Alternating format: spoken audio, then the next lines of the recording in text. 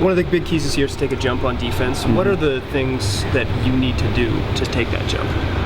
You know, I don't know if it's big things. I think we're on the right track defensively. I think we made improvements the second half of the season. It's just about being more consistent in most areas. You know, I don't think that there was one thing that we had to get better at. I think it's just being more consistent in most areas. You know, our rebounding was middle of the road. We can always get better with that. Pick and roll defense is certainly a concern for every team in the league, and being more consistent with that. I don't think that we'll make wholesale changes with schemes, although on a night-to-night basis we will make some adjustments that tactically that we didn't necessarily feel comfortable with doing last year, maybe. But I don't want to pinpoint. Like I said, I think we're on the right track defensively. Like 2 years ago, when we brought 13 players back, we went from 16th to the top 10 in defense.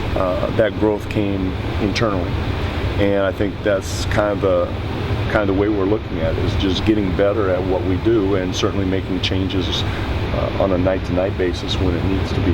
Is there a number, ranking-wise, you have in mind? When you're a good team, you always want to be in the top 10.